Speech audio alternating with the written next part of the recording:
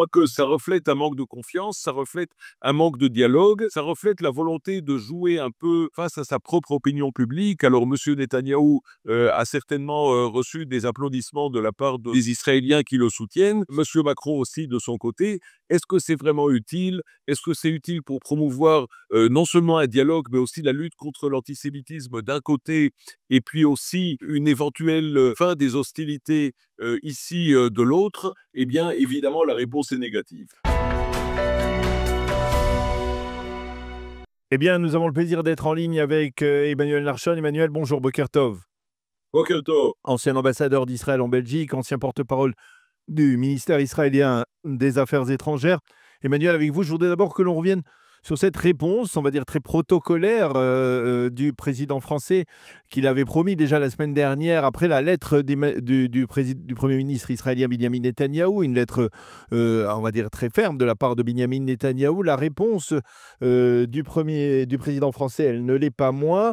Il met en garde le Premier ministre israélien, il l'appelle à cesser les opérations à Gaza, ce qu'il appelle la colonisation en Cisjordanie. Il affirme que cela menace la paix. Il exige un cessez-le-feu, la libération des otages, la création d'un État palestinien démilitarisé. Vous avez eu certainement le temps de consulter en fait cette réponse. Comment vous la qualifieriez? Je dirais que ce qui me préoccupe tout d'abord, c'est le manque de dialogue entre les deux pays.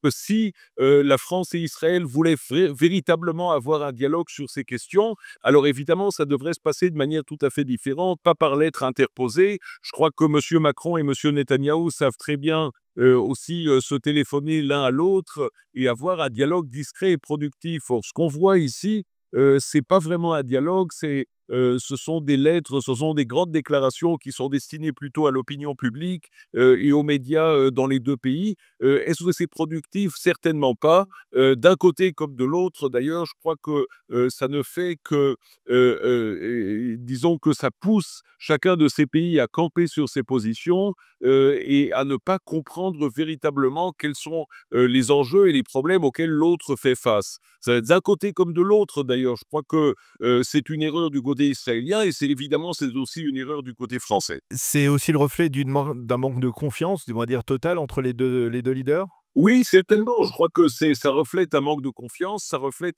un manque de dialogue, ça reflète la volonté de jouer un peu face à sa propre opinion publique. Alors, Monsieur Netanyahou a certainement reçu des applaudissements de la part des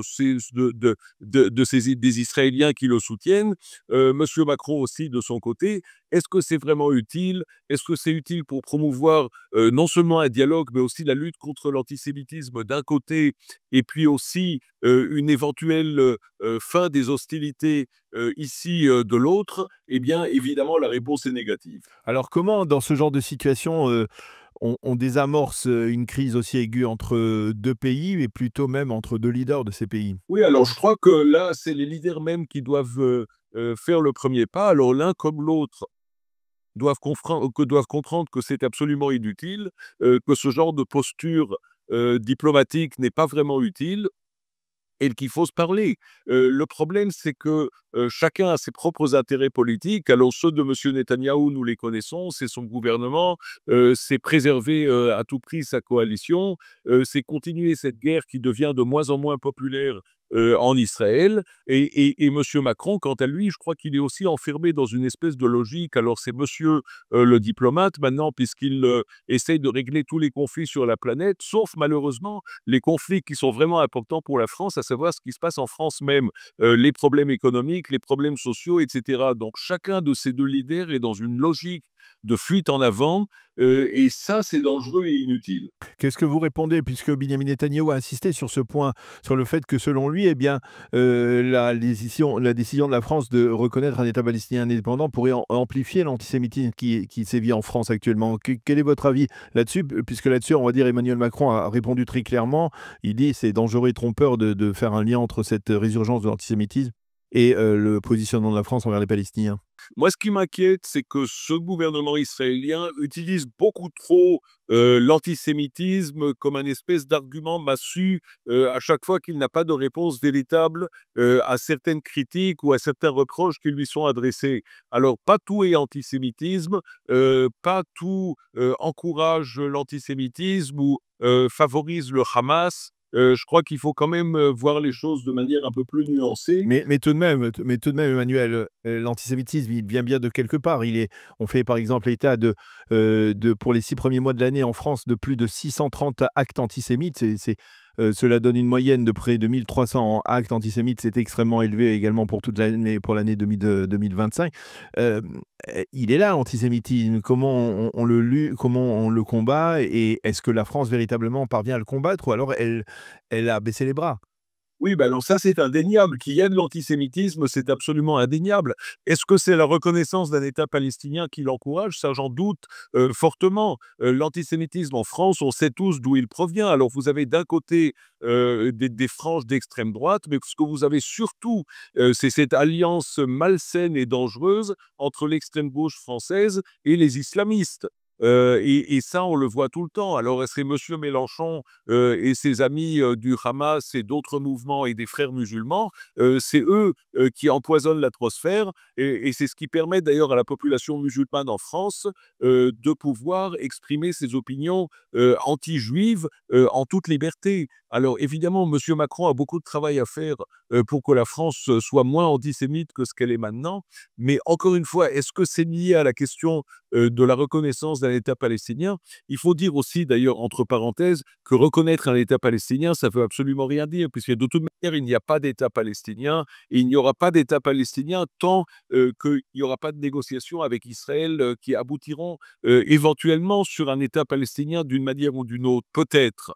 Alors tout cela, c'est très théorique, c'est en l'air, et c'est pas pour ça qu'il y a de l'antisémitisme. Il y a de l'antisémitisme parce qu'en France, on préfère, choyer la population musulmane, de pas se fâcher avec eux. Il y a des zones de non-droit en France où la police ne rentre même pas. Il y a cette alliance malsaine entre l'extrême gauche, et les Frères musulmans, et voilà, et tout ça, c'est des problèmes de société profonds en France, et monsieur Macron ferait mieux d'ailleurs de s'occuper de cela plutôt que de jouer au grand diplomate. Alors, justement, lorsqu'il joue au grand diplomate, apparemment, ça avait peut-être bien pris l'idée de reconnaître un État palestinien, puisque la Grande-Bretagne l'avait rejoint, puisque l'Australie, le Canada, l'avaient également rejoint. Mais, ce que l'on constate finalement aujourd'hui, on est à 3 semaines de l'Assemblée générale des Nations unies, bien, c'est que en Europe, l'initiative d'Emmanuel Macron, elle n'a pas fait véritablement beaucoup d'émules. Beaucoup de pays ne se sont pas joints vraiment à cette initiative, on peut le dire. Oui, tout à fait. D'ailleurs, on a entendu, clairement l'Allemagne dire qu'elle ne reconnaîtrait pas un État palestinien. On voit les Canadiens maintenant qui sont en train de faire marche arrière. Beaucoup de monde est en train de faire marche arrière, tout d'abord parce qu'ils comprennent que ça ne changera absolument rien sur le terrain, et puis de toute manière, c'est, si vous voulez, c'est un pistolet dans lequel il n'y a qu'une seule cartouche, il n'y a qu'une seule balle. Alors dès que vous avez reconnu un État palestinien, vous pouvez plus le refaire. Maintenant, qu'est-ce que ça signifie s'il n'y a rien qui se passe, sur le terrain, s'il n'y a aucune avancée diplomatique? Ça ne signifie absolument rien. C'est pour ça que les États hésitent. Alors est-ce que alors ils vont c'est pose des conjonctures? Non, ça on le saura en septembre. Où il pose des conditions, ces pays, comme les avait posées, au départ Emmanuel Macron, avant de les relâcher, ces conditions pour, reconnaître, de manière unilatérale, même sans condition, la création d'un État palestinien. Oui, tout à fait. Et bien sûr qu'il faut poser des conditions. Et d'ailleurs, toutes ces conditions, je dirais qu'elles devraient faire partie, de négociations. Parce que de dire: «Oui, je reconnais un État palestinien s'ils vont faire ceci et cela», c'est bien gentil, mais en fin de compte, c'est ceux qui détermineront, ce qui se passera du côté palestinien, ce sont les Israéliens, ce ne sont pas les Européens, ce ne sont pas les Américains. Alors, je crois qu'on ferait mieux de nous parler et d'arrêter, avec, ce que les Américains appellent la mégaphone diplomatie. Hein, c'est-à-dire qu'on se parle, on parle aux médias et on parle aux opinions publiques, hein, au lieu de se parler les uns, avec les autres, alors que c'est exactement ce qui devrait se passer maintenant. Si monsieur Macron, voulait être responsable et faire avancer les choses, je crois qu'il ferait mieux de parler à monsieur Netanyahou, plutôt que de s'adresser à sa propre opinion publique.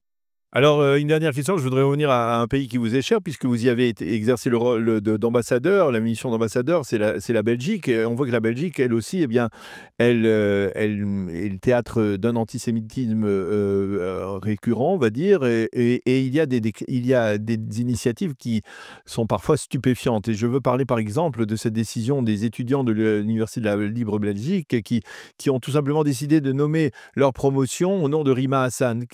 Comment on arrive à expliquer ce genre de phénomène? Oui, mais ça, je dirais que c'est un mélange d'extrémisme et de bêtise. Et il y a personne pour dire à ces étudiants qui sont en train de faire, une bêtise. C'est comme ils avaient nommé leur promotion la promotion Goebbels, ou que sais-je. C'est inacceptable, c'est n'importe quoi, mais ça reflète surtout sur ces étudiants et ça reflète surtout sur la qualité du débat en Belgique qui malheureusement est d'un niveau très, très bas, et voici les conséquences. En fin de compte, je vous dire franchement, en tant qu'Israélien, moi je m'apitoie sur ce qui se passe en Belgique, parce que c'est la fin de la Belgique. C'est la fin d'une société démocratique, ouverte, moderne, telle que nous la connaissons. Et je dirais que c'est le problème des Belges et c'est certainement pas le problème des Israéliens.